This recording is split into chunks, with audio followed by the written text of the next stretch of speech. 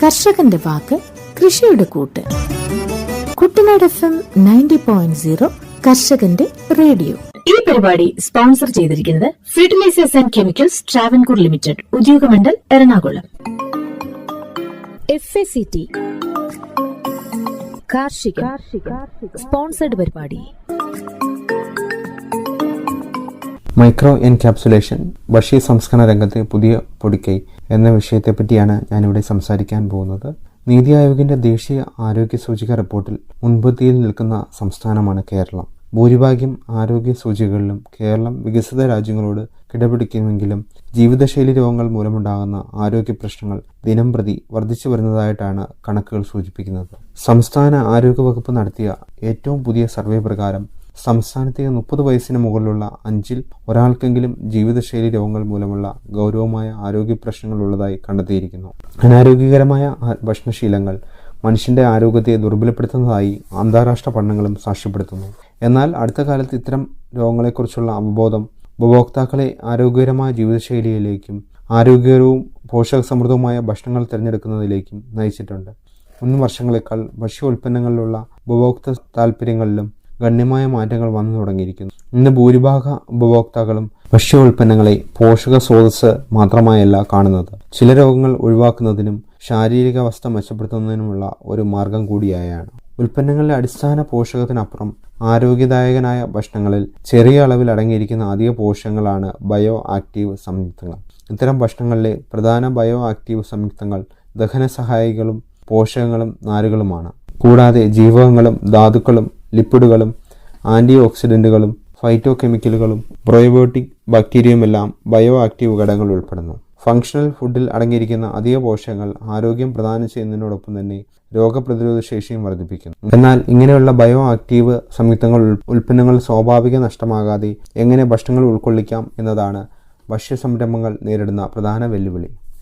ഇത്തരത്തിൽ സെൻസിറ്റീവായ ഭക്ഷ്യവസ്തുക്കളുടെ ഗുണനിലവാരത്തിൽ മാറ്റം വരുത്താതെ ആരോഗ്യദായകമായ നൂതന ഉൽപ്പന്നങ്ങൾ ഉണ്ടാക്കിയെടുക്കുന്നതിനുള്ള ഫലപ്രദമായ രീതിയാണ് മൈക്രോ എൻക്യാപ്സുലേഷൻ. മൈക്രോമീറ്റർ മുതൽ മില്ലിമീറ്റർ വരെ പരിധിയിൽ മൈക്രോ ക്യാപ്സൂളുകൾ ഉൽപ്പാദിപ്പിക്കുന്ന റഷ്യ ഫാർമസ്യൂട്ടിക്കൽ വ്യവസായങ്ങളിൽ മൈക്രോ എൻക്യാപ്സുലേഷൻ സാധ്യമാകുന്നതിനായി സാധാരണയായി ഉപയോഗിക്കുന്നത് സ്പ്രേ ഡൈയിങ് സാങ്കേതികവിദ്യയാണ്. പാനീയങ്ങൾ പൊടി രൂപത്തിലാക്കുന്ന സാങ്കേതികവിദ്യയാണ് സ്പ്രേ ഡൈയിങ്. സാധാരണയായി പാലും പഴച്ചാറുകളും പോലുള്ള താപലോലമായ ദ്രാവകങ്ങളാണ് സ്പ്രേ ഡ്രയർ ഉപയോഗിച്ച് പൊടിയായി ഉണക്കിയെടുക്കുന്നത്. സ്പ്രേയിങ്ങിന് മുന്നായി ദ്രാവക രൂപത്തിലുള്ള ഉൽപ്പന്നങ്ങളിലേക്ക് ഉൾക്കൊള്ളിക്കേണ്ട പോഷകങ്ങൾ അടങ്ങിയ ലായനി ചേർത്ത് കലക്കി യോജിപ്പിച്ച് ദ്രാവക മിശ്രിതം തയ്യാറാക്കിയെടുക്കുന്നു. തയ്യാറാക്കിയ ലായനി ആറ്റമൈസേഷൻ വഴി ഡ്രൈയിങ് ചേമ്പറിലേക്ക് സ്പ്രേ ചെയ്യുകയും ചൂടുവായുമായുള്ള സമ്പർക്കത്തിലൂടെ ഉൽപ്പന്നങ്ങളിലെ ജലബാഷ്പീകരണം സാധ്യമാകുകയും ചെയ്യുന്നു. ദ്രുതഗതിയിലുള്ള ജലബാഷ്പീകരണം നടക്കുന്നതിനാൽ സ്പ്രേ ഡൈയിങ്ങിലൂടെ കണികളിലെ താഴ്ന്ന താപനില നിലനിർത്താൻ സാധിക്കുന്നു. അതിനാൽ ഉൽപ്പന്നത്തിന്റെ മണവും ഗുണമേന്മയും നിലനിർത്തപ്പെടുന്നു. ഉണക്കൽ പ്രക്രിയയേക്കാൾ ഉൽപ്പന്നങ്ങളിൽ എസൻഷ്യൽ ഓയിലുകളുടെയും പ്രോബയോട്ടിക്കുകളുടെയും എൻക്യാപ്സുലേഷനു വേണ്ടിയാണ് ഈ സാങ്കേതികവിദ്യ കൂടുതലായി പ്രയോജനപ്പെടുത്തുന്നത്. എൻക്യാപ്സുലേറ്റ് ചെയ്ത ഉൽപ്പന്നം അനുയോജ്യമായ സമയത്ത് പുറത്തുവിടാൻ സാധിക്കുമെന്നതാണ് ഈ സാങ്കേതികവിദ്യയുടെ ഏറ്റവും വലിയ പ്രത്യേകത. ഉൽപ്പന്നം പൊടി രൂപത്തിലായതിനാൽ ആവശ്യാനുസരണം ഉപയോഗിക്കുന്നതിനും സംഭരിക്കുന്നതിനും ഒരിടത്തു നിന്നും മറ്റൊരിടത്തേക്ക് കൊണ്ടുപോകുന്നതിനും സൗകര്യപ്രദമാണ്. വിളവെടുപ്പിന് ശേഷം ഉപയോഗശൂന്യമായി പോകുന്ന വാഴപ്പിണ്ടി, നാട്ടിൻപുറങ്ങളിൽ കണ്ടുവരുന്ന പുനാർപ്പുള്ളി അഥവാ കൊക്കം എന്നിവയിൽ നിന്നും സ്വാദിഷ്ടവും ഔഷധ ഗുണമേറിയതുമായ പൊടി ഉൽപ്പന്നങ്ങൾ സ്പ്രേ ഡ്രയർ യന്ത്രം ഉപയോഗിച്ച് ഉണക്കിയെടുക്കുന്ന സാങ്കേതികവിദ്യ അഗ്രി ബിസിനസ് ഇൻക്യുബേറ്ററിൽ നിജപ്പെടുത്തിയിട്ടുണ്ട്. മുതിര, ഇഞ്ചി, ഏലക്ക എന്നിവയുടെ സത്ത് ചേർത്ത് വാഴപ്പിണ്ടി ജ്യൂസ് പൊടിയുടെ ഔഷധ ഗുണവും സ്വാദും വർദ്ധിപ്പിക്കുന്നതാണ്. ഇവ കൂടാതെ തെങ്ങിൻകളിൽ നിന്നും വികസിപ്പിച്ചെടുത്ത കള്ളിൻ പൊടിയും നീരയിൽ നിന്നുള്ള പൊടിയും നാളികേര വെള്ളത്തിൻ്റെ പൊടിയുമെല്ലാം അഗ്രി ബിസിനസ് ഇൻക്യുബേറ്ററിൽ വികസിപ്പിച്ചെടുത്തിട്ടുണ്ട്. കള്ളിൻ പൊടി അപ്പം ഉണ്ടാക്കുന്നതിന് മുന്നോടിയായുള്ള പുളിപ്പിക്കൽ പ്രക്രിയയ്ക്ക് ഉപയോഗപ്പെടുത്താവുന്നതാണ്. സ്പ്രേ ഡൈയിങ്ങിലൂടെ വികസിപ്പിച്ചെടുത്ത തെങ്ങിൻകള്ളിൻ്റെ പൊടി അപ്പത്തിൻ്റെ സ്വാദും മാർദ്ദവും വർദ്ധിപ്പിക്കാൻ സഹായിക്കുന്നു.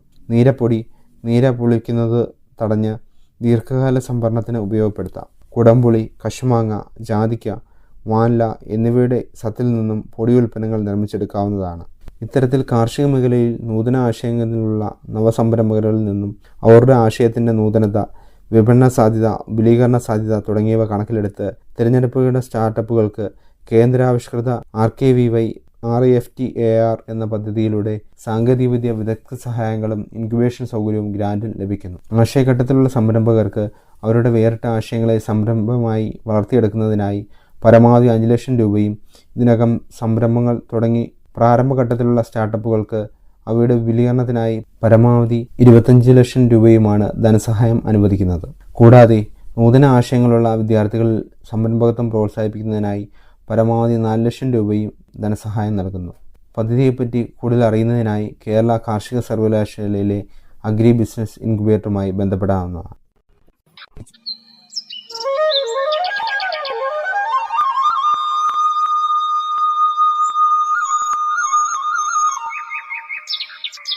ഈ പരിപാടി നിങ്ങൾക്കായി അവതരിപ്പിക്കുന്നത് SCCT ഉദ്യോഗമണ്ഡൽ എറണാകുളം. ഇന്ന് നമുക്ക് കസ്തൂരിമഞ്ഞൾ ശാസ്ത്രീയമായി വളർത്തുന്ന എങ്ങനെയെന്ന് നോക്കാം. കുർക്കുമ ആരോമാറ്റിക്ക എന്ന ശാസ്ത്രനാമത്തിൽ അറിയപ്പെടുന്ന ധാരാളം ഔഷധ ഗുണങ്ങളുള്ള ഒരു സസ്യമാണ് കസ്തൂരിമഞ്ഞൾ. സിഞ്ചിബെറേസിയ എന്ന സസ്യകുടുംബത്തിൽ വരുന്ന 80ഓളം സസ്യങ്ങളിലൊന്നാണ് കസ്തൂരിമഞ്ഞൾ. കിഴങ്ങാണ് ഔഷധയോഗ്യ ഭാഗം.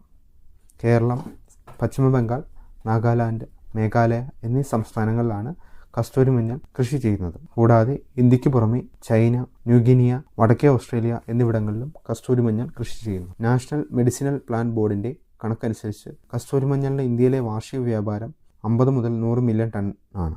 വീട്ടുവളപ്പുകളിലും തെങ്ങിൻ തോപ്പിലും ഇടവിളയായി വളർത്താൻ പറ്റിയ ഒരു ഔഷധ സസ്യമാണിത്. അടുത്തതായി നമുക്ക് ഇതിന്റെ ഔഷധ ഗുണങ്ങൾ എന്തൊക്കെയാണെന്ന് നോക്കാം. കസ്തൂരിമഞ്ഞളിൽ flavonoids, polyphenols, beta carotene, vitamin C, steroids, alkaloids എന്നിവ അടങ്ങിയിരിക്കുന്നു. കസ്തൂരിമഞ്ഞളിലുള്ള ബാഷ്പതൈലത്തിന്റെ അളവ് 0.3% മുതൽ 2% വരെയാണ്. കാംഫർ, സിനിയോൾ, കുർക്കുമോൾ, ലീനലൂൾ തുടങ്ങിയവയാണ് ഇതിലെ പ്രധാന രാസഘടകങ്ങൾ. ഇലകളിലും ബാഷ്പതൈലം അടങ്ങിയിട്ടുണ്ട്. ഇവയുടെ കിഴങ്ങിന് ബാക്ടീരിയയും കുമിളുകളെയും പ്രതിരോധിക്കാനുള്ള കഴിവുണ്ട്. മാത്രമല്ല സൗന്ദര്യ സംരക്ഷണ വസ്തുക്കളിലും ഇവ വ്യാപകമായി ഉപയോഗിക്കുന്നു. ക്യാൻസറിനെ പ്രതിരോധിക്കാനുള്ള കസ്തൂരിമഞ്ഞളിന്റെ കഴിവിനെക്കുറിച്ച് അറിയുവാൻ ഗവേഷണങ്ങൾ നടത്തിവരികയാണ്. ശ്വാസകോശ സംബന്ധിയായ അസുഖങ്ങൾ ശമിപ്പിക്കാനും പ്രമേഹത്തിനുള്ള പ്രതിവിധിയായും ഇത് ഉപയോഗിച്ചു വരുന്നുണ്ട്. രൂപസവിശേഷതകൾ. യഥാർത്ഥ കസ്തൂരിമഞ്ഞളിന്റെ രൂപസവിശേഷതകളെക്കുറിച്ച് ആളുകൾക്ക് മാത്രമേ അറിവുള്ളൂ. ഇതുകൊണ്ട് തന്നെ കച്ചവടക്കാർ മഞ്ഞക്കൂവ എന്ന സസ്യം കസ്തൂരിമഞ്ഞളാണെന്ന് തെറ്റിദ്ധരിപ്പിച്ച് വിൽക്കുകയും ലാഭം ഉണ്ടാക്കുകയും ചെയ്യുന്നു. കസ്തൂരിമഞ്ഞളും മഞ്ഞക്കൂവയും തമ്മിലുള്ള പ്രധാന രൂപവ്യത്യാസങ്ങൾ എന്തെല്ലാമെന്ന് നോക്കാം. ഇലകൾ. കസ്തൂരിമഞ്ഞളിന്റെ ഇലകൾക്ക് ഇളം പച്ച നിറമായിരിക്കും. എന്നാൽ മഞ്ഞക്കൂവയുടെ ഇലകളിൽ മധ്യത്തായി ചുവപ്പ് രാശി കാണപ്പെടുന്നു. കിഴങ്ങുകൾ മുറിച്ചു നോക്കിയാൽ ക്രീം നിറവും കസ്തൂരിയുടെ മണവും ആയിരിക്കും. കസ്തൂരിമഞ്ഞളിന്റെ പൊടിക്കും ക്രീം കളർ ആയിരിക്കും. എന്നാൽ മഞ്ഞക്കൂവയുടെ കിഴങ്ങിന് കടും മഞ്ഞ നിറവും മഞ്ഞളിന്റെ മണവുമാണ്. കസ്തൂരിമഞ്ഞൾ മുഖത്ത് പുരട്ടുമ്പോൾ സാധാരണയായി നീറ്റൽ അനുഭവപ്പെടാറില്ല. കൃഷിരീതികൾ. മഴക്കാലത്തിനൊപ്പമാണ് കസ്തൂരിമഞ്ഞളിന്റെ വളർച്ച ആരംഭിക്കുന്നത്. ഒക്ടോബർ-നവംബർ അവസാനമാവുമ്പോഴേക്കും ഇലകൾ കരിയാൻ തുടങ്ങുകയും സുഷുപ്തിയിൽ ആവുകയും ചെയ്യുന്നു. കസ്തൂരിമഞ്ഞളിന്റെ നടീൽ വസ്തുവായി ഉപയോഗിക്കുന്നത് കിഴങ്ങുകളാണ്.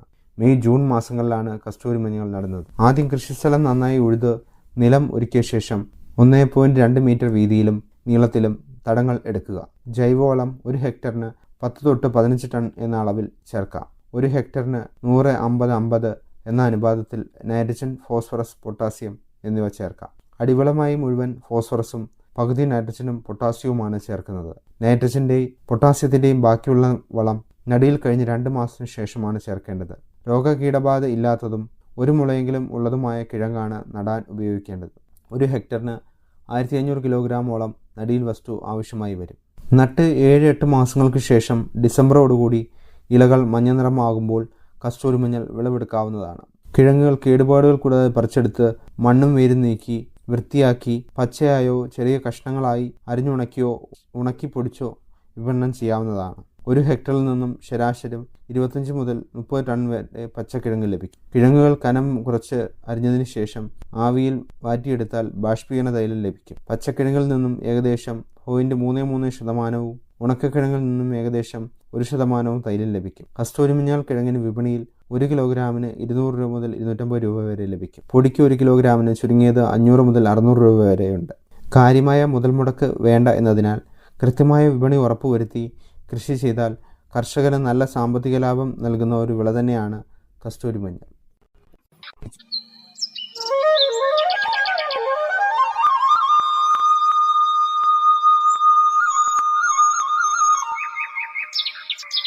ഈ പരിപാടി നിങ്ങൾക്കായി അവതരിപ്പിക്കുന്നത് SCCT ഉദ്യോഗമണ്ഡൽ എറണാകുളം.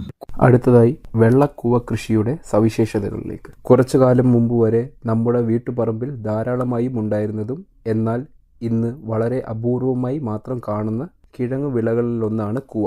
എളുപ്പത്തിൽ കൃഷി ചെയ്യാവുന്ന ഇവയ്ക്ക് ആരോഗ്യകരമായ ഗുണങ്ങൾ ധാരാളമുണ്ട്. ധാരാളം അന്നജം അടങ്ങിയിരിക്കുന്നതിനാൽ കൂവക്കിഴങ്ങ് പൊടിച്ചുണ്ടാക്കുന്ന കൂവപ്പൊടി കുട്ടികൾക്കും മുതിർന്നവർക്കും പോഷകസമ്പന്നമായ ഭക്ഷണമാണ്. തിരുവാതിര വ്രതം നോൽക്കുന്ന സ്ത്രീകൾക്ക് പണ്ടുകാലം മുതൽക്കേ കൂവ കുറുക്ക് ഭക്ഷിക്കാറുണ്ട്. കൂവപ്പൊടി പ്രധാന ചേരുവയായിട്ടുള്ള ആരോരൂട്ട് ബിസ്ക്കറ്റും ഏവർക്കും സുപരിചിതമാണ്. അമ്പ് തുളച്ച് കയറുന്നത് പോലെ മണ്ണ് തുളച്ചാണ് ഇവയുടെ കിഴങ്ങുകൾ വളരുന്നത്. പുരാതന കാലത്ത് കരീബിയൻ നാടുകളിൽ അമ്പ് കൊണ്ടുള്ള മുറിവുണങ്ങാനും വിഷബാധ തടയാനും ഇവയുടെ നീര് അരച്ചു പുരട്ടിയിരുന്നു. ഈ കാരണങ്ങൾ കൊണ്ട് പിൽക്കാലത്ത് കൂവയ്ക്ക് ആരോ റൂട്ട് എന്ന പേര് ലഭിച്ചു. വ്യാവസായിക അടിസ്ഥാനത്തിൽ സ്റ്റാർച്ചും മറ്റു ഉൽപ്പന്നങ്ങളും ഉണ്ടാക്കുന്നതിനുള്ള നല്ലൊരു അസംസ്കൃത വസ്തു കൂടിയാണ് കൂവക്കിഴങ്ങ്. ആഗോളതലത്തിൽ ബിസ്ക്കറ്റ്, ഫേസ് പൗഡർ തുടങ്ങിയ വസ്തുക്കളുടെ നിർമ്മാണത്തിന് ഇവ ഉപയോഗിക്കുന്നു. മാത്രമല്ല കമ്പ്യൂട്ടർ പ്രിന്റ് ഔട്ടിനായി ഉപയോഗിക്കുന്ന കാർബൺലെസ് പേപ്പർ നിർമ്മാണത്തിനും കൂവ ഉപയോഗിച്ചു വരുന്നു. ഇന്ത്യയിൽ സ്റ്റാർച്ചിന്റെ ആവശ്യത്തിനായി പലതരം കൂവകൾ കൃഷി ചെയ്യാറുണ്ട്. അതിൽ ഷീമക്കൂവ അല്ലെങ്കിൽ വെള്ളക്കൂവ എന്നറിയപ്പെടുന്ന വെസ്റ്റ് ഇന്ത്യൻ ആരോ റൂട്ടാണ് കേരളത്തിൽ വാണിജ്യ അടിസ്ഥാനത്തിൽ കൂടുതലായി കൃഷി ചെയ്യുന്നത്. ഇവ ബിലാത്തിക്കൂവ എന്ന പേരിലും അറിയപ്പെടുന്നു. തെക്കേ അമേരിക്കയിലെ ആമസോൺ പ്രദേശങ്ങളിലാണ് വെള്ളക്കൂവയുടെ ജന്മദേശം. മറ്റൊരിനമാണ് ഇന്ത്യൻ ആരോ റൂട്ട് അഥവാ മഞ്ഞക്കൂവ. ഇവയുടെ ഇലകൾ മഞ്ഞളിൻ്റേതുപോലെയാണ്. തെക്കേ അമേരിക്ക രാജ്യമായ പെറുവിൽ നിന്ന് വന്ന് ക്വീൻസ്ലാൻഡ് എന്നറിയപ്പെടുന്ന മധുരക്കൂവയാണ് മറ്റൊന്ന്. ചില രാജ്യങ്ങളിൽ ഇവ കന്നുകാലി തീറ്റയായും ഉപയോഗിച്ചു വരുന്നു. നമ്മുടെ നാട്ടിൽ മധുരച്ചേമ്പ് എന്നറിയപ്പെടുന്ന ഈ ചെടിയുടെ കിഴങ്ങ് ഭക്ഷ്യ യോഗ്യമാണ്. ഇവയെ കൂടാതെ ഔഷധ ഗുണങ്ങൾ ഏറെയുള്ള നാടൻ കൂവയാണ് നീലക്കൂവ. ഇവയുടെ കിഴങ്ങിന് വെള്ളയിൽ അല്പം നീലനിലം കലർന്നതുപോലെയാണ്. പോഷക പ്രാധാന്യം. വെള്ളക്കൂവയുടെ കിഴങ്ങിൽ 20 മുതൽ 25% ഗുണമേന്മയുള്ള അന്നജം അടങ്ങിയിരിക്കുന്നു. കൂടാതെ 0.5 മുതൽ 1% പ്രോട്ടീനും 3 മുതൽ 4.8% നാരുകളും ഇവയിലുണ്ട്. അന്നജതരികൾ ചെറുതും എളുപ്പത്തിൽ ദഹിക്കുന്നതുമായതിനാൽ രോഗികൾക്കും പ്രായമായവർക്കും ശിശുക്കൾക്കുമുള്ള ഭക്ഷണത്തിൽ ഇവ ഉൾപ്പെടുത്താവുന്നതാണ്. കൂവപ്പൊടിയിട്ട വെള്ളം ദാഹം ശമിപ്പിക്കുന്നതിനും ദഹനക്കേട്, അതിസാരം, മൂത്രാശയ രോഗങ്ങൾ എന്നിവയ്ക്കെതിരെ ഔഷധമായും ഉപയോഗിക്കുന്നു. ഇവ ബിസ്ക്കറ്റ്, കേക്ക്, ഹൽവ മുതലായ ബേക്കറി വിഭവങ്ങൾ പ്രധാന ചേരുവകളാണ്. വാണിജ്യാടിസ്ഥാനത്തിൽ വെള്ളക്കൂവ എങ്ങനെ കൃഷി ചെയ്യാം എന്നത് നോക്കാം. നീർവാഴ്ചയുള്ള മണ്ണാണ് കൂവ കൃഷിക്ക് ഏറ്റവും അഭികാമ്യം. ചെറിയ തണലിലും ഭേദപ്പെട്ട വിളവ് തരുന്നതിനാൽ ഇവ വീട്ടുവളപ്പിലെ കൃഷിക്ക് അനുയോജ്യമാണ്. തനി വിളയായും തെങ്ങ്, കമുക്, വാഴ എന്നിവയിൽ ഇടവിളയായും കൃഷി ചെയ്യാവുന്നതാണ്. ഏപ്രിൽ, മെയ് മാസങ്ങളാണ് കൂവ നടാൻ ഏറ്റവും അനുയോജ്യം. ഡിസംബർ മുതൽ ജനുവരി മാസത്തേക്ക് വിളവും എടുക്കാം. രോഗവിമുക്തമായ 4 തൊട്ട് 5 മുകുളങ്ങൾ അടങ്ങിയ 20 മുതൽ 25 ഗ്രാം തൂക്കം വരുന്ന കിഴങ്ങ് കഷ്ണങ്ങളാണ് സാധാരണയായി നടാൻ ഉപയോഗിക്കുന്നത്. ഇത് കൂടാതെ കൂവച്ചെടിയുടെ ചുവട്ടിൽ നിന്നും പൊട്ടിമുളയ്ക്കുന്ന കിളിർപ്പുകളും നടാൻ ഉപയോഗിക്കാവുന്നതാണ്. നടീൽ രീതി. മണ്ണ് കിളച്ചൊരുക്കിയതിനു ശേഷം സൗകര്യപ്രദമായ നീളത്തിലും 3 അടി വീതിയിലും ഉള്ള വാരങ്ങൾ എടുക്കുക. വാരങ്ങളിൽ 30x30 സെന്റിമീറ്റർ ഇടകലത്തിൽ ചെറു കുഴികൾ എടുത്ത് അതിൽ കിഴങ്ങു കഷ്ണങ്ങൾ വെക്കുക. തുടർന്ന് 1-2 പിടി ഉണങ്ങിയ ചാണകപ്പൊടി ചേർത്തതിനു ശേഷം മണ്ണിട്ട് മൂടുക. കരിയിലയോ വൈക്കോലോ ഉപയോഗിച്ച് നല്ലതുപോലെ പുതയിടണം. തെങ്ങിൻ തോപ്പുകളിൽ ഇടവിളയായി കൃഷി ചെയ്യുമ്പോൾ തെങ്ങിന്റെ തടത്തിൽ നിന്നും 2 മീറ്റർ മാറി വേണം വാരങ്ങൾ എടുക്കാൻ. വളപ്രയോഗം, ഇടക്കാല പരിചരണവും. നിലമൊരുക്കുന്ന സമയത്ത് അടിവളമായി സെന്റ് 1-ന് 40 മുതൽ 60 കിലോഗ്രാം ചാണകം ചേർക്കുക. കൂവയ്ക്ക് സാധാരണയായ രാസവളപ്രയോഗം പതിവില്ല. എങ്കിലും കൃത്യമായ ഇടവേളകളിൽ രാസവളപ്രയോഗം നടത്തുന്നത് വിളവ് കൂട്ടുമെന്ന് വെള്ളാനിക്കര കാർഷിക കോളേജ് 2022-23 വർഷത്തിൽ നടന്ന പഠനങ്ങളിൽ തെളിഞ്ഞിട്ടുണ്ട്. ഹെക്ടറിന് 50 kilogram nitrogen, 25 kilogram phosphorus, 75 kilogram potash എന്നീ അളവിൽ രാസവളം 2 തവണകളായി ചേർക്കുക. നൈട്രജൻ, പൊട്ടാഷ് എന്നിവ പകുതിയും ഫോസ്ഫറസ് മുഴുവനും അടിവളമായി നൽകണം. ബാക്കി പകുതി നൈട്രജൻ, പൊട്ടാഷ് ഇവ 1 മാസത്തിന് ശേഷം ഇടയിളക്കൽ, മണ്ണ് കൂട്ടിക്കൊടുക്കൽ എന്നിവയ്ക്കൊപ്പം നൽകണം. വളം ഇടുന്നതിന് മുമ്പായി കളകൾ നീക്കം ചെയ്യണം. രാസവളം ചേർത്തതിന് ശേഷം മണ്ണ് കയറ്റിയിടുന്നതിലൂടെ കിഴങ്ങ് മൂടിക്കിടന്ന് വളരാൻ ആവശ്യമായ ഇളക്കമുള്ള മണ്ണ് ലഭിക്കും. ജലസേചനം. പൂർണ്ണമായും മഴയെ ആശ്രയിച്ചാണ് കൂവ കൃഷി സാധാരണ ചെയ്യാറുള്ളത്. എങ്കിലും മഴ കുറവാണെങ്കിൽ ജലസേചനം അത്യാവശ്യമാണ്. മഴയില്ലാത്ത സമയങ്ങളിൽ ആഴ്ചയിൽ 1 നന വീതം നൽകുന്നത് വിളവ് വർദ്ധിക്കുന്നതിന് സഹായിക്കുന്നു. വിളവെടുപ്പ്. നട്ട് 8 മുതൽ 9 മാസം കഴിഞ്ഞാൽ കൂവ വിളവെടുക്കാൻ പരുവമാകും. ചെടികൾ മഞ്ഞളിച്ചുണങ്ങിയാൽ വിളവെടുക്കാൻ പാകമായി എന്ന് മനസ്സിലാക്കാം. വിളവെടുക്കുന്നതിന് മുമ്പ് ചെടിയുടെ മുകൾ ഭാഗം ഒരടി ഉയരത്തിൽ മുറിച്ച് മാറ്റുന്നത് വിളവെടുപ്പ് എളുപ്പമാകും. വരണ്ട മണ്ണിൽ വിളവെടുപ്പിന് മുമ്പേ മണ്ണ് നനച്ചു കൊടുക്കുന്നത് കിഴങ്ങ് കേടുകൂടാതെ പറിച്ചെടുക്കുന്നതിൽ സഹായിക്കും. നാടൻ കിഴങ്ങുകൾ ഉപയോഗിക്കുമ്പോൾ 1 ഹെക്ടർ സ്ഥലത്ത് നിന്നും 20 മുതൽ 25 ടൺ വിളവ് ലഭിക്കും. തലപ്പുകൾ ഉപയോഗിക്കുമ്പോൾ 15 മുതൽ 20 ടൺ വിളവ് പ്രതീക്ഷിക്കാം. ഉണങ്ങിയ ഇലകളും വേരുകളും നീക്കി വൃത്തിയാക്കിയ കിഴങ്ങുകൾ നേരിട്ട് വിപണനം നടത്തുകയോ കൂവപ്പൊടിക്കായി സൂക്ഷിക്കുകയോ ചെയ്യാം. ശരാശരി 10 കിലോഗ്രാം കിഴങ്ങിൽ നിന്ന് 1 കിലോഗ്രാം കൂവപ്പൊടിയാണ് ലഭിക്കുക. സംസ്കരണം: വിളവെടുത്ത കൂവക്കിഴങ്ങ് വെള്ളത്തിലിട്ട് കഴുകി വൃത്തിയാക്കുക. ശേഷം തൊലി കളഞ്ഞിട്ട് ചെറു കഷ്ണങ്ങളാക്കി ചതച്ചെടുക്കുന്നു. അരച്ചെടുക്കുന്നതിനായി ഗ്രൈൻഡിംഗ് മെഷീൻ ഉപയോഗിക്കാം. ഇത് ഉപയോഗിച്ച് 25 മിനിറ്റിൽ 100 കിലോഗ്രാം കിഴങ്ങുകൾ വരെ അരയ്ക്കാം. ഇങ്ങനെ അരച്ചെടുത്ത കിഴങ്ങുകൾ നല്ല വെള്ളത്തിൽ കലക്കി നാരും അവശിഷ്ടങ്ങളും നീക്കി നേരത്തെ തുണി ഉപയോഗിച്ചു 100 അടിയാൻ അനുവദിക്കുന്നു. ഇത് 4 തൊട്ട് 5 മണിക്കൂർ അനക്കാതെ വെക്കണം. വീണ്ടും 5-6 പ്രാവശ്യം വെള്ളമൊഴിച്ച് 100 അടിയാൻ വെക്കണം. ശേഷം 100 വെയിലത്ത് വെച്ച് നന്നായി ഉണക്കിയെടുക്കുന്നു. ഇങ്ങനെ തയ്യാറാക്കിയ കൂവപ്പൊടി ദീർഘനാൾ കേടുകൂടാതെ സൂക്ഷിക്കാം.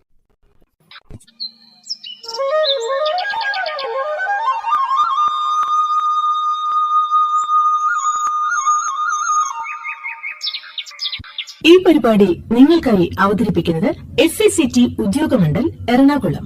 നമോ ഡ്രോൺ ദീദി പദ്ധതി department of agriculture and farmers welfare, department of rural development, ministry of fertiliser എന്നിവയുൾപ്പെടെയുള്ള പ്രധാന സർക്കാർ വകുപ്പുകൾ സഹകരിച്ച് രൂപകൽപ്പന ചെയ്ത ഒരു കേന്ദ്രമേഖലാ പദ്ധതിയാണ് നമോ ഡ്രോൺ ദീദി പദ്ധതി. നാനോ വളങ്ങളുടെയും കീടനാശിനികളുടെയും കൃത്യമായ സ്പ്രേ ചെയ്യുന്നതിനായി കാർഷിക മേഖലയിൽ ഡ്രോണുകളുടെ ഉപയോഗം പ്രോത്സാഹിപ്പിക്കുന്നതിന് സ്ത്രീകളുടെ പങ്കാളിത്തത്തിനും മുഖ്യധാര കൃഷിയിൽ അവരുടെ സുസ്ഥിരമായ പങ്കാളിത്തത്തിനും ഊന്നൽ നൽകാനാണ് ഈ സംരംഭം ലക്ഷ്യമിടുന്നത്.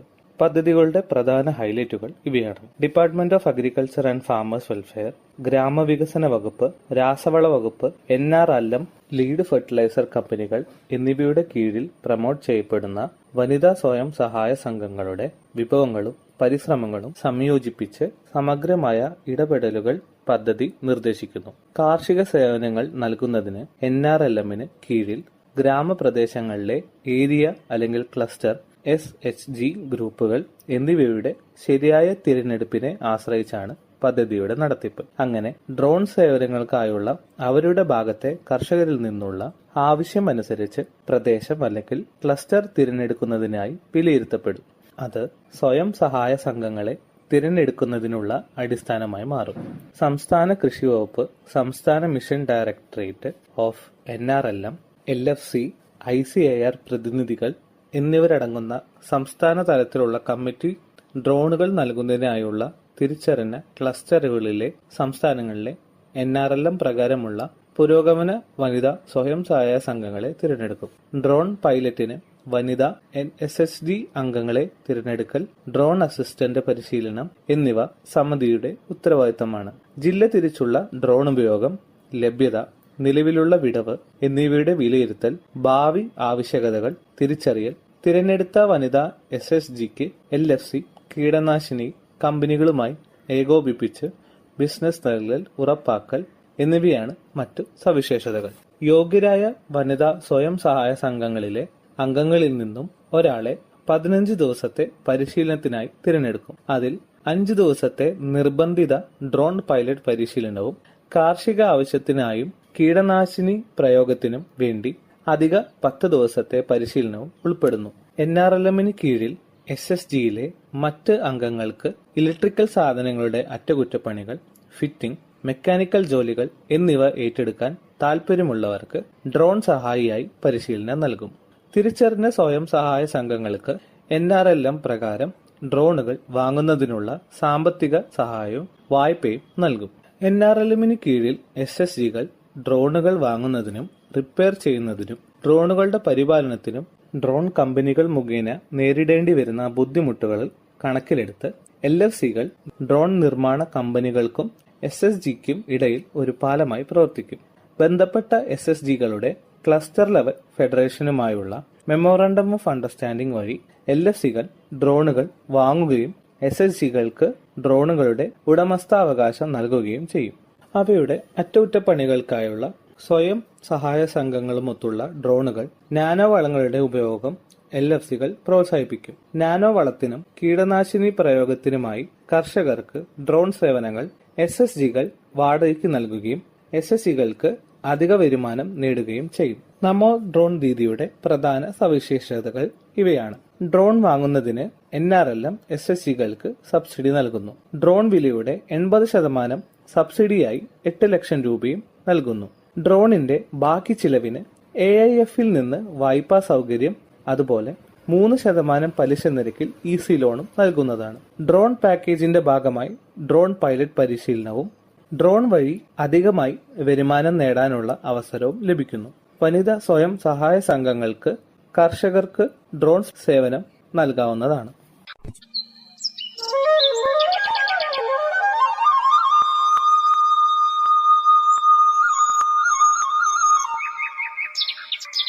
ഈ പരിപാടി നിങ്ങൾക്കായി അവതരിപ്പിക്കുന്നത് FACT ഉദ്യോഗമണ്ഡൽ എറണാകുളം. അടുത്തതായി FACTയിൽ നിന്ന് കർഷകർക്ക് ലഭിക്കുന്ന രാസവളങ്ങളും അതുപോലെ ജൈവവളങ്ങളെയും പറ്റി പരിചയപ്പെടാം. ഭാരത് NPK 20-20-013 ഫാക്ടംഫോസ്. ഫാക്ടിന്റെ സ്വന്തം ഉൽപ്പന്നമായ ഫാക്ടംഫോസ് ഇപ്പോൾ അതേ ഇരട്ട ആന ബ്രാൻഡ് ചിഹ്നത്തിൽ ഫാക്ടിൽ നിന്ന് ഭാരത് NPK 20-20-013 ആയി ലഭിക്കുന്നതാണ്. 5 പതിറ്റാണ്ടിലേറെയായി അതേ ഗുണമേന്മയിൽ കൊച്ചിയിലെ അമ്പലമേട് ഉദ്യോഗമണ്ഡലിൽ വളം നിർമ്മാണശാലയിൽ നിന്ന് ഈ ഉൽപ്പന്നം നിർമ്മിച്ചുകൊണ്ടിരിക്കുന്നു. 60% അമോണിയം സൾഫേറ്റിന്റെയും 40% അമോണിയം ഫോസ്ഫേറ്റിന്റെയും രാസ സംയോജനമായ ഈ ഉൽപ്പന്നം സസ്യങ്ങളുടെ വളർച്ചയ്ക്ക് ആവശ്യമായ നൈട്രജൻ, ഫോസ്ഫറസ് എന്നീ 2 പ്രധാന പോഷകങ്ങൾ 20% വീതം നൽകുന്നു.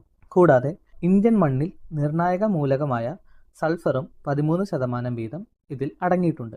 ഇത് ഗുണനിലവാരവും വിളവ് മെച്ചപ്പെടുത്തുന്നതിനും സഹായകരമാകുന്നു. നൈട്രജനും ഫോസ്ഫറസും രാസപരമായി കലർന്നതിനാൽ സമീകൃത പോഷണവും ഉപയോഗക്ഷമതയും വർദ്ധിക്കും. ഉൽപ്പന്നത്തിൽ ലഭ്യമാകുന്ന നൈട്രജൻ മൂലകം അമോണിയക്കൽ രൂപത്തിനായതിനാൽ ബാഷ്പീകരണം വഴി ഉണ്ടാകുന്ന പോഷകനഷ്ടം കുറയ്ക്കുകയും ഫോസ്ഫറസ് മൂലകം വെള്ളത്തിൽ ലയിക്കുന്നതിനാൽ വേരുകൾക്ക് പോഷകങ്ങൾ എളുപ്പത്തിൽ ആഗീകരണം ചെയ്യുവാനും സാധിക്കുന്നു.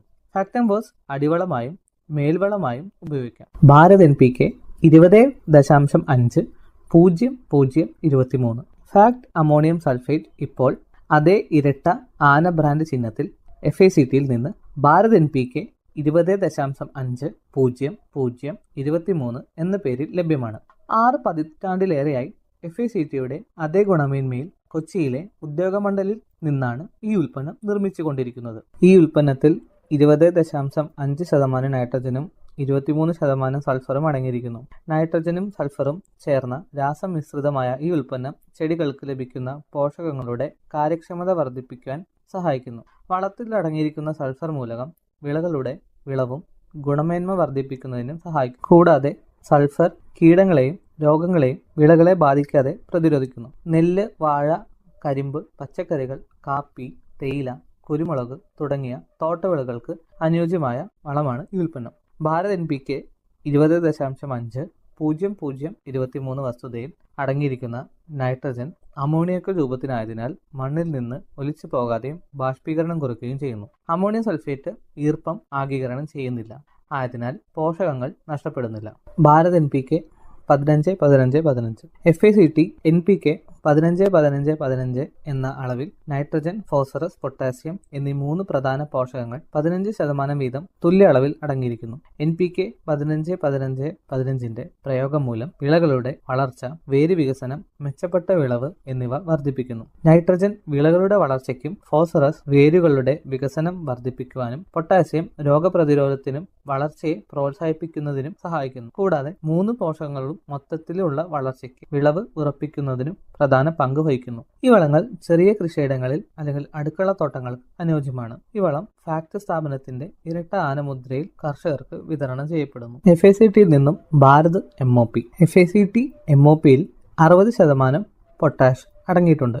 ചെടികളുടെ വളർച്ചയ്ക്ക് ആവശ്യമായ പ്രധാന പോഷകങ്ങളിൽ ഒന്നാണ് പൊട്ടാഷ്. കീടങ്ങൾക്കും രോഗങ്ങൾക്കും എതിരെയുള്ള പ്രതിരോധം വർദ്ധിപ്പിക്കാനും നൈട്രജൻ വളങ്ങളുടെ അമിതമായ ഉപയോഗത്തിൽ നിന്ന് ഉണ്ടാകുന്ന അസന്തുലിതാവസ്ഥ പരിഹരിക്കാനും വരൾച്ചയിൽ നിന്ന് വിളകളെ സംരക്ഷിക്കാനും പൊട്ടാഷ് സഹായിക്കുന്നു. ധാന്യങ്ങളുടെ വലിപ്പവും വിളവിന്റെ ഗുണനിലവാരവും വർദ്ധിപ്പിക്കാൻ പൊട്ടാസ്യം സഹായിക്കുന്നു. നിലക്കടല, സൂര്യകാന്തി തുടങ്ങിയ എണ്ണക്കുരുക്കളിൽ എണ്ണയുടെ അളവ് വർദ്ധിപ്പിക്കാൻ പൊട്ടാസ്യം സഹായിക്കുന്നു. പൊട്ടാഷ് വളം ഫാക്ട് സ്ഥാപനത്തിന്റെ ഇരട്ട ആന മുദ്രയിൽ കർഷകർക്ക് വിതരണം ചെയ്യപ്പെടുന്നു. വാഴ, നെല്ല്, കരിമ്പ്, പച്ചക്കറികൾ തുടങ്ങിയ എല്ലാ വിളകൾക്കും പൊട്ടാസ്യം ഉപയോഗിക്കാവുന്നതാണ്. ഫാക്ട് ഓർഗാനിക് എന്നത് FCO നിർദ്ദേശങ്ങൾ പ്രകാരം വികസിപ്പിച്ചെടുത്ത് ഫാക്ട് വിപണനം ചെയ്യുന്ന ഒരു പ്രകൃതിദത്ത ജൈവവളമാണ്. ഫാക്ട് ഓർഗാനിക് മണ്ണിന്റെ ഘടന, ജലം നിർത്താനുള്ള ശേഷി തുടങ്ങിയവയെ മെച്ചപ്പെടുത്തുന്നു. ഈ ജൈവവളത്തിൽ 12% ഓർഗാനിക് കാർബണും ചെറിയ അളവിൽ NPKയും അടങ്ങിയിരിക്കുന്നു. ഇതുകൂടാതെ കാൽസ്യം, മഗ്നീഷ്യം, സൾഫർ മൂലകങ്ങളും കൂടാതെ ഇരുമ്പ്, സിങ്ക്, ബോറോൺ തുടങ്ങിയ സൂക്ഷ്മ പോഷകങ്ങളും ചെറിയ അളവിൽ നൽകുന്നു. ഫാക്ട് ഓർഗാനിക് എല്ലാ മണ്ണിലും, എല്ലാ വിളകളിലും, എല്ലാ സീസണിലും പ്രയോഗിക്കാവുന്നതാണ്. ഫാക്ട് ഓർഗാനിക്കിന്റെ ഉപയോഗം മൂലം മണ്ണിരയുടെ എണ്ണത്തിലും ഗണ്യമായ വർധനവുണ്ടാകുന്നു. കൂടാതെ മണ്ണിൽ വായുസഞ്ചാരം വർദ്ധിക്കുന്നു. അമ്ലാവസ്ഥയും ക്ഷാരാവസ്ഥയും പോലുള്ള അസാധാരണ അവസ്ഥകളിൽ നിന്ന് മണ്ണിന്റെ pHനെ ഫാക്ട് ഓർഗാനിക് നിയന്ത്രിക്കുന്നു. ഫാക്ട് ഓർഗാനിക്കിന്റെ ഉപയോഗം മൂലം വേരുകളുടെ വളർച്ച മെച്ചപ്പെടുത്തുകയും ഉൽപാദനക്ഷമത വർദ്ധിക്കുകയും ചെയ്യുന്നു. ഫാക്ട് ഓർഗാനിക് ജൈവ കൃഷിക്കും പഴം, പച്ചക്കറി തോട്ടങ്ങൾക്കും അടുക്കള തോട്ടങ്ങൾക്കും അനുയോജ്യമാണ്. ഫാക്ട് ഓർഗാനിക് പ്ലസ് ഫാക്ട് വിപണനം ചെയ്യുന്ന ഒരു കോഴി അധിഷ്ഠിത പ്രകൃതിദത്ത വളമാണ് ഓർഗാനിക് പ്ലസ്. കൂടാതെ ഈ ജൈവവളം FCO നിർദ്ദേശങ്ങൾ പ്രകാരം വികസിപ്പിച്ചെടുത്തതാണ്. ഓർഗാനിക് പ്ലസ് മണ്ണിന്റെ ഘടന മെച്ചപ്പെടുത്തുകയും ജലം നിർത്താനുള്ള ശേഷിയും വർദ്ധിപ്പിക്കുന്നു. ഇത് മണ്ണിന്റെ വൻതോതിലുള്ള സാന്ദ്രത കുറയ്ക്കുകയും അതുവഴി ഉൽപാദനക്ഷമത വർദ്ധിപ്പിക്കാൻ സഹായിക്കുകയും ചെയ്യുന്നു. ഫാക്ട് ഓർഗാനിക് പ്ലസിൽ 14% ഓർഗാനിക് കാർബണും 0.5% NPKയും കൂടാതെ ചെറിയ അളവിൽ കാൽസ്യം, മഗ്നീഷ്യം, സൾഫർ സൂക്ഷ്മ പോഷകങ്ങളും അടങ്ങിയിരിക്കുന്നു. എല്ലാ മണ്ണിലും എല്ലാ വിളകളിലും ഇത് ഉപയോഗിക്കാവുന്നതാണ്.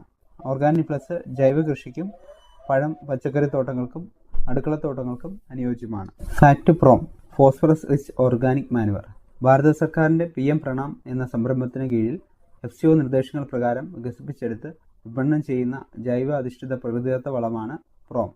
ഈ വളം FCO നിർദ്ദേശപ്രകാരം ഉൽപ്പാദിപ്പിക്കുന്നതാണ്. ഉയർന്ന ഗുണമേന്മയും ആവശ്യമായ പോഷകങ്ങൾ മണ്ണിലേക്ക് സാവധാനത്തിൽ പുറത്തുവിടുന്നതുമായ ഈ ജൈവവളം മണ്ണിനെ സമ്പുഷ്ടമാക്കുന്നതിന് ഏറെ സഹായകരമാകുന്നു. ഇതിൽ P2O5 ആയി 8% ഫോസ്ഫറസ് കൂടാതെ ചെറിയ അളവിൽ nitrogen, potash, calcium, magnesium, sulphur സൂക്ഷ്മ പോഷകങ്ങളും അടങ്ങിയിരിക്കുന്നു. പ്രോം എല്ലാ മണ്ണിലും, എല്ലാ വിളകളിലും, എല്ലാ സീസണിലും പ്രയോഗിക്കാവുന്നതാണ്.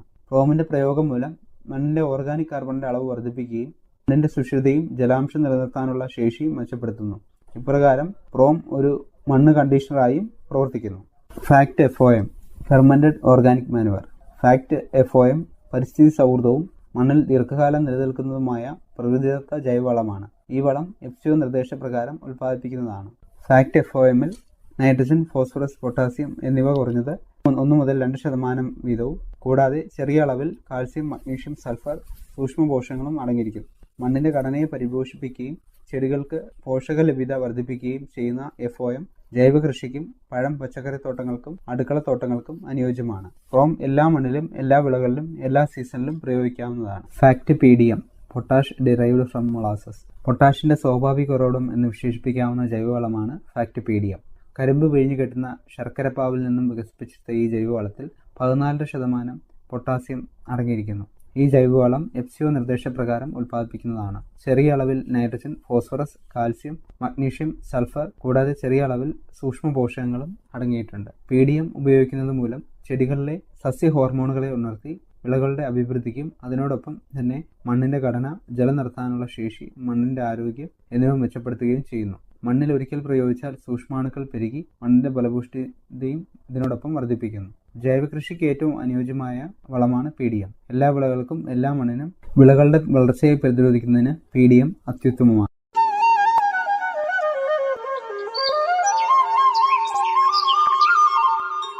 ഈ പരിപാടി നിങ്ങൾക്കായി അവതരിപ്പിച്ചത് FCCT ഉദ്യോഗമണ്ഡൽ എറണാകുളം. വീണ്ടും അടുത്തയാഴ്ച ഇതേ സമയം. എല്ലാ പ്രിയപ്പെട്ട ശ്രോതാക്കൾക്കും നമസ്കാരം. FCCT കാർഷിക സ്പോൺസർഡ് പരിപാടി.